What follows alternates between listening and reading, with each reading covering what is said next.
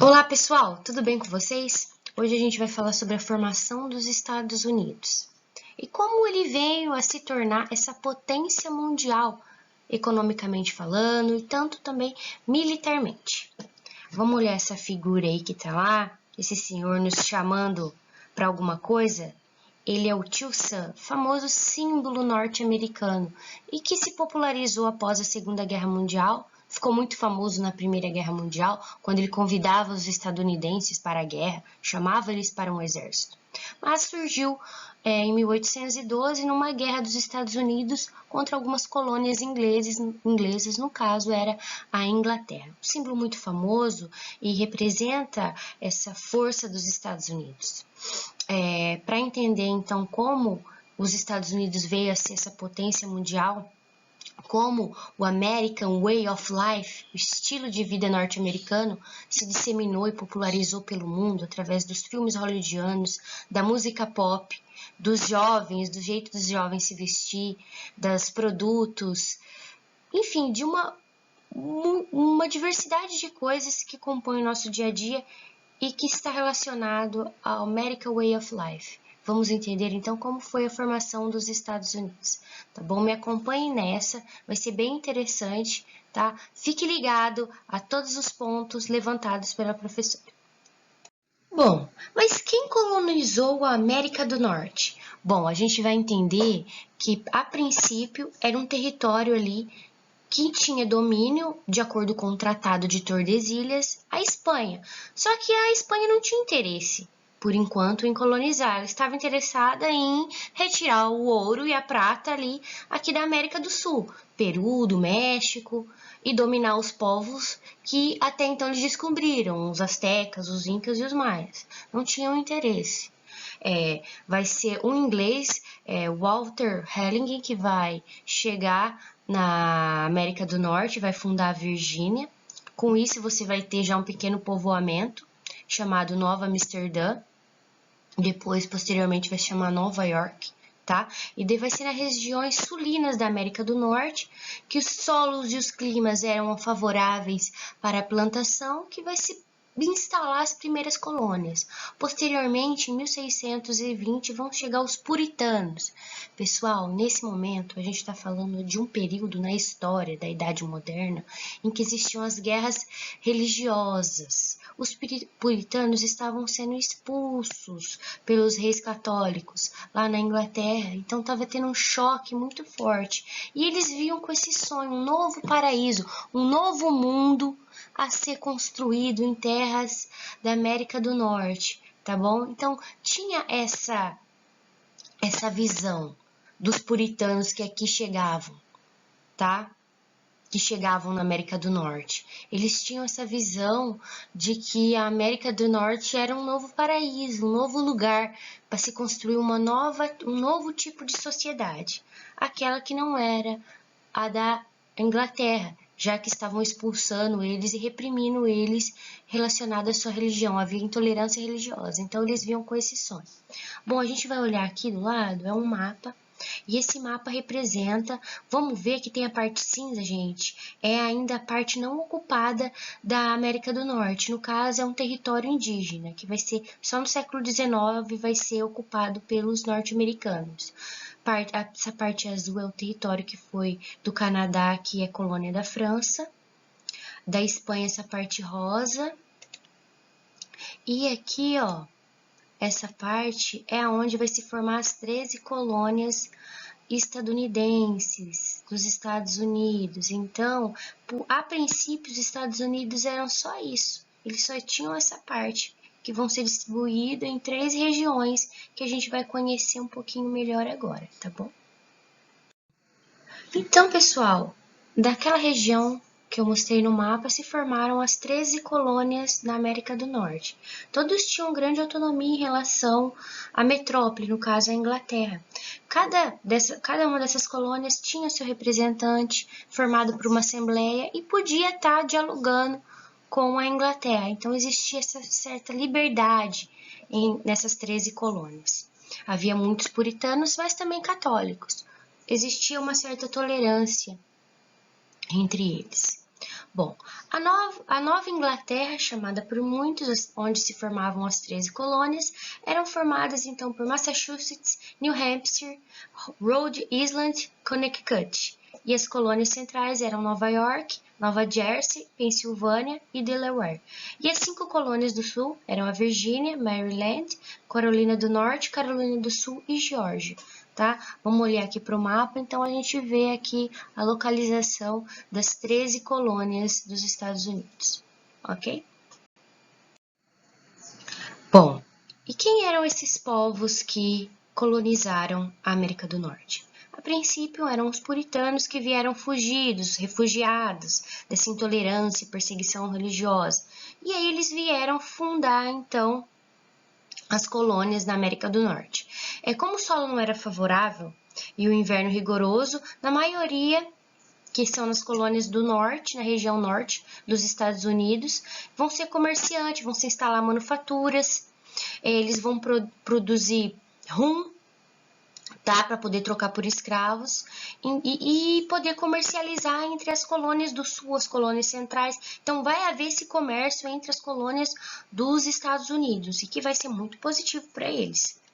Essa independência que a Inglaterra, a metrópole dá para a colônia, no caso a Inglaterra, é um diferencial. Você vai ter uma movimentação, um comércio ali, uma circulação de mercadorias, o que vai favorecer muito a independência desses colônios.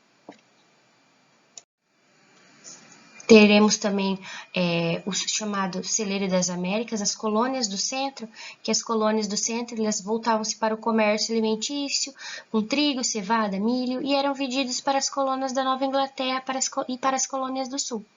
O trabalho era familiar, em pequenas propriedades, mas também havia trabalhadores assalariados e um tipo de servidão muito comum nas colônias do sul.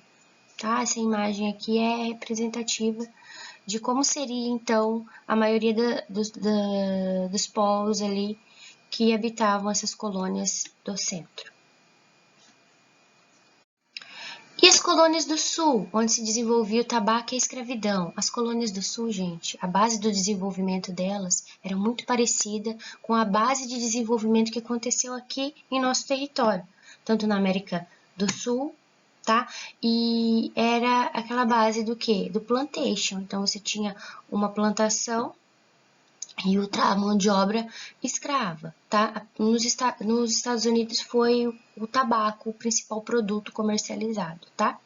E as lavouras eram de tabaco e algodão, voltadas para o mercado, para produzir para o mercado externo e utilizando a mão de obra escrava, tá? Então, essa é uma gravura das colônias do sul, onde os escravos estavam plantando tabaco, tá? Ainda você vê Virgínia, tá? Uma propaganda do tabaco. Revolução Americana, rumo à independência. Mas o que ocorre? A gente já dizia que, desde a formação das 13 colônias, a metrópole, a Inglaterra, tinha dado certa liberdade para as 13 colônias comercializarem e poderem fazer comércio entre si e com outras colônias. E isso tinha dado uma independência para aqueles comerciantes poderem organizar o comércio, organizar essas colônias.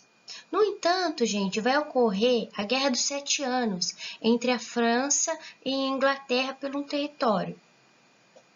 E isso vai mudar radicalmente a política da Inglaterra em relação às colônias. E a Inglaterra vai sair muito, apesar de ter vencido, ela vai sair o quê? Gastou muito dinheiro na guerra, porque toda guerra você empenha uma grana muito grande e você não vai ter retorno. Fora que você vai ter uma baixa muito grande da população, você vai ter mortos, você vai ter destruição. Então, assim, a guerra gasta muito dinheiro.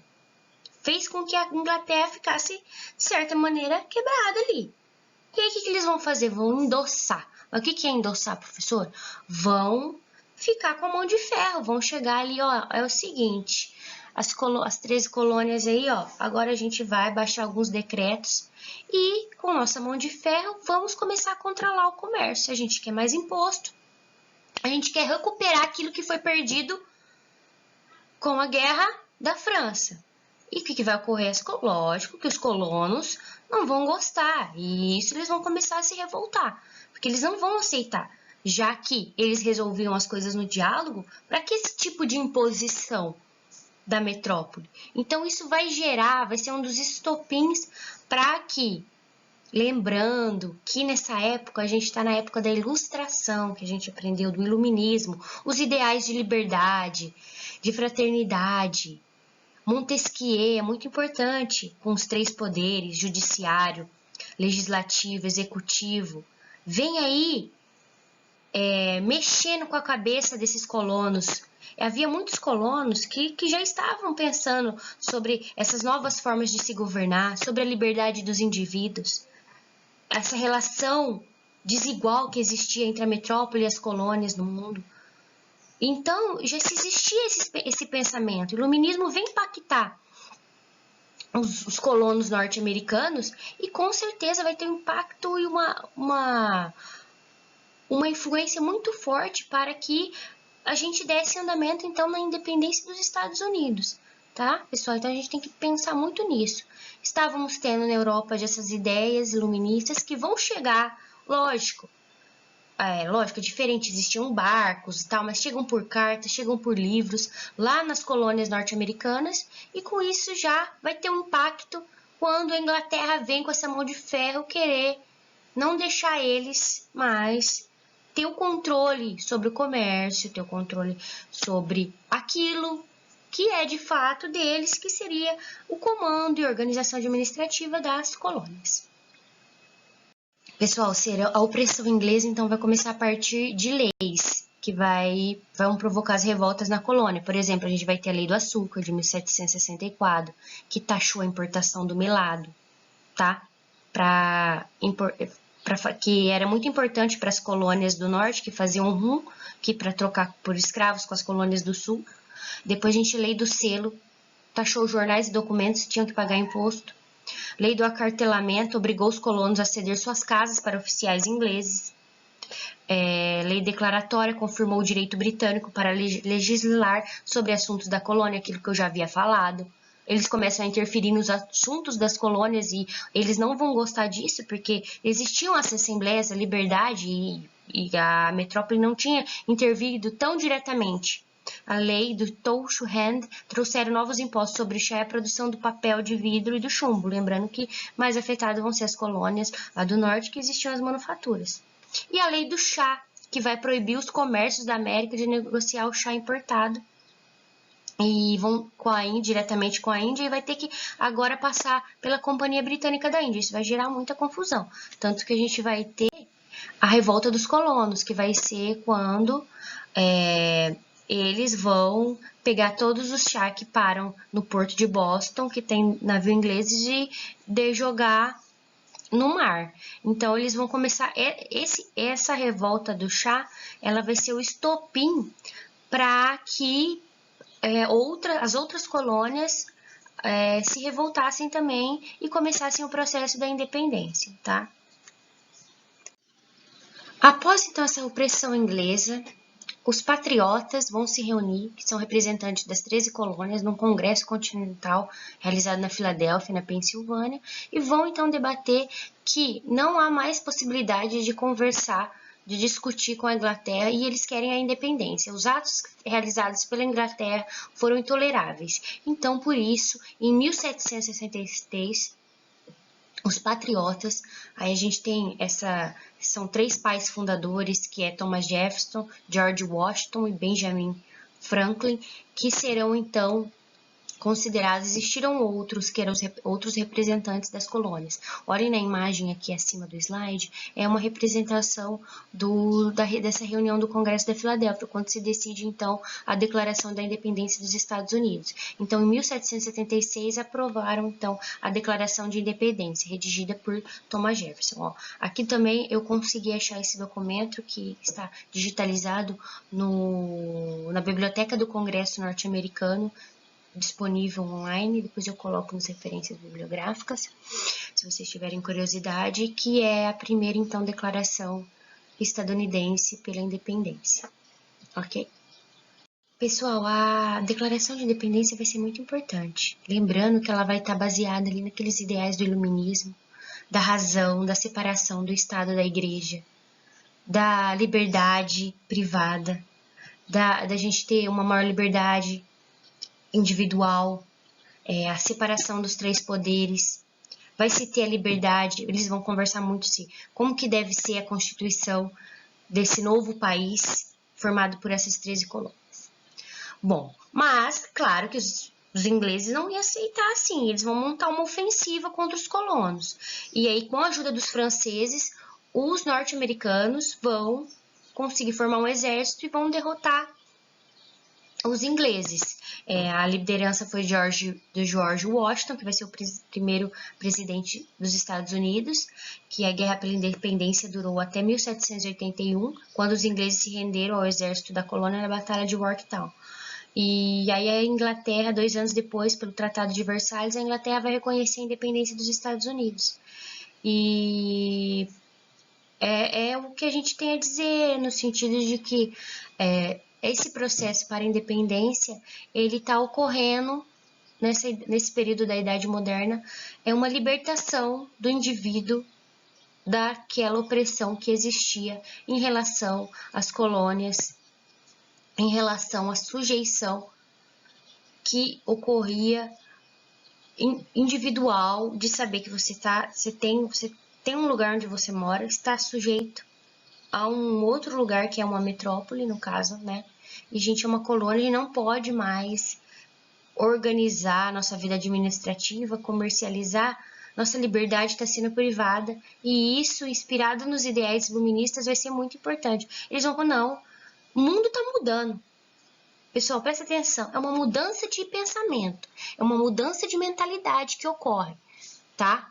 Então, o iluminismo vai ser muito importante para que ocorra essa mudança na mentalidade. As pessoas não querem mais ficar subjugadas às metrópoles, eles querem ter a sua própria constituição, querem organizar, aqueles colonos querem criar uma nação. A gente está começando aí a ter o sentimento nacional, que a gente quer ter a liberdade para poder organizar nossos negócios e a nossa vida. Não queremos mais que a Inglaterra coloque o dedo no que a gente tem a dizer, do que a gente quer organizar, a gente quer fazer as nossas próprias escolhas. E isso é uma influência do iluminismo que vai modificar o mundo como um todo. Após a independência, então, a gente vai ter uma disputa entre os federalistas e os republicanos. Vão ter essa disputa para formação da Constituição dos poderes. Como será a divisão dos poderes entre o Estado? Será que teremos um Estado centralizado ou um Estado descentralizado, onde os Estados que vão organizar a sua política e as suas leis, de acordo com o histórico cultural de cada povoamento? Como vimos, os Estados Unidos têm essa característica. Por exemplo, como a gente viu economicamente falando, cada lugar teve um tipo de produção e, visando isso também, eles que queriam essa autonomia. Os federalistas vão defender, então, que tinha que existir um Estado forte, centralizado, já os republicanos não. Quem que vai vencer essa vai ser os republicanos, e a proposta, então, vai ser aprovada de autonomia em relação aos estados. Tá? Lembrando que até hoje os Estados Unidos têm essa características do poder ser descentralizado. Por exemplo, vou falar para vocês que tem estados que existem pena de morte, tem outros estados que não. E já diferente do Brasil, a gente ainda tem essa forte centralização do poder através da figura do presidente. É claro que lá nos Estados Unidos também tem o presidente, ele tem uma figura importante, mas os estados decidem como vão organizar suas leis, como vão tratar de questões pontuais referentes a questões que ocorrem lá naqueles estados. Então, os Estados Unidos têm essa característica de não ter uma centralização muito forte no estado, e que ajudou eles a ter uma autonomia. E por fim, então, o pensamento teórico do Montesquieu aquele pensador iluminista, vai ter uma importância muito grande na divisão dos poderes, base para a criação dos estados norte-americanos, que é aquele poder legislativo, executivo, judiciário. Tudo bem? E estamos acabando, então, essa nossa unidade, falando da formação dos Estados Unidos. Estamos no começo, os Estados Unidos têm uma história muito interessante para a gente tratar. Depois, posteriormente, no século XIX, a gente vai ter um avante para aumentar o território, agora com uma consciência cada vez maior que somos uma nação, temos que conquistar um território maior, fortalecer nossas fronteiras, criar uma nação forte, e isso vai fazer com que eles avancem pelo território, aquele território que eu falei que era dos indígenas, aquele território que estava em cinza. Eles vão fazer o avançar, vão tomar territórios que são do México, vão comprar territórios da Espanha, da França, enfim, vai ser a formação, uma ampliação do território. Mas vimos então que os Estados Unidos se formou, o processo de independência se deu porque eles queriam uma liberdade de comércio, liberdade individual em relação à metrópole. Não foi garantida pela Inglaterra, se revoltaram então e com isso deram início ao processo de independência e que se comungou então com a Declaração de Independência e vai se consolidar a partir dos ideais iluministas e a partir dessa visão de que o mundo não podia mais ser esse mundo que existia lá na Idade Moderna, onde os reis comandavam e todos ficavam quietos e não podiam questionar. Agora, os ideais de liberdade iluministas, de separação entre Estado e Igreja, e essa liberdade individual, liberdade do comércio começava a se disseminar pelo mundo. E, portanto, agora, liberdade era uma palavra muito utilizada no mundo. Bom, pessoal, terminei essa unidade. Quero que vocês façam perguntas e comentários aqui embaixo, por favor. Não se esqueçam, qualquer dúvida, qualquer questão, comentário, façam aqui, eu vou estar esperando. Vai ser muito importante para vocês a gente poder fazer esse debate agora, né, nesse tópico aqui, comentários do canal, tá bom? Dá um like, curte aí, e é isso. Espero vocês na próxima unidade. Beijos!